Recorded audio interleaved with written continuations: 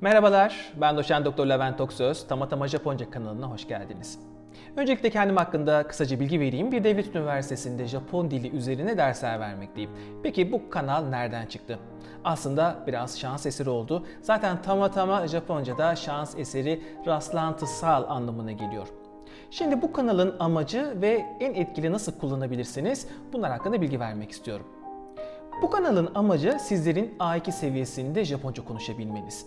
Bu ne demek? Günlük hayatta bir şeyi reddetme, kabul etme, bir talepte bulunma ya da kendinizi basitçe ifade edebilme gibi dilsel eylemleri Japonca yapabilir hale gelmeniz benim amacım. Bu amaç doğrultusunda kanalda 3 tane oynatma listesi bulacaksınız. Birincisi Japonca 50 ders. Zaten bizim ana temel derslerimizi burada işleyeceğiz. Toplam 50 tane ders olacak. Öncelikle hiragana ve katakana ile başlıyoruz, yazı sistemiyle.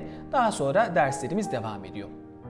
İkinci olarak Japonca 50 ders kanji adı altında başka bir oynatma listesi göreceksiniz. Yine 50 ders olacak ve bu iki liste aslında paralel ilerleyecek. Yani Japonca 50 ders serisinde diyelim 3. konuda selamlamayı gördünüz.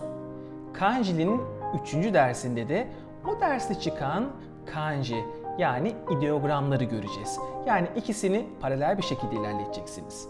Dolayısıyla bu iki liste aslında bizim derslerimizin temelini oluşturuyor. Peki dersleri nasıl işleyeceğiz? Konuya başlarken ben tıpkı bir kitaptan anlatır gibi sizlere Türkçe açıklamalarda bulunacağım. Dersin ikinci bölümünde ise Japon film ve animelerden replikler size sunacağım. Dersle ilintili olarak.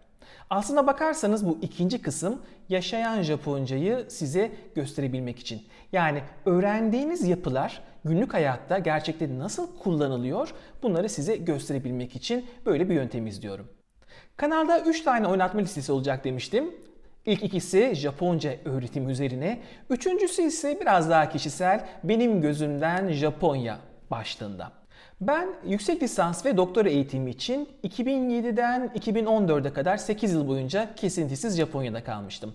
Onun yaklaşık 2 sene öncesi 2005 yılında da araştırma öğrencisi olarak 1 yıl Japonya'da bulundum. Yani toplamda 9 yıl Japonya'da geçti.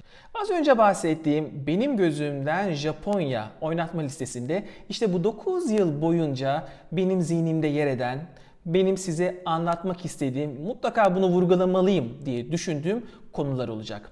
Yani ilk iki oynatma listesi Japonca öğretimi üzerineyken bu benim gözümden Japonya dediğim oynatma listesi ise Japon kültürü, Japon insanlarına yönelik benim tecrübelerimi size aktaracağım videolar olacak.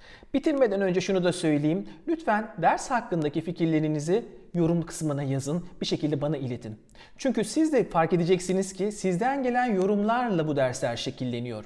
Mesela daha önce genel tekrar koymamıştık. Gelen talepler doğrultusunda artık genel tekrarlar koyuyoruz. Daha önce sınav yoktu. Sınav ilave ettik. Ve sadece Japonca olmasın, Japon kültüründen de biraz bahseder misiniz gibi yorumlar üzerine aslında bu 3. playlist oluştu.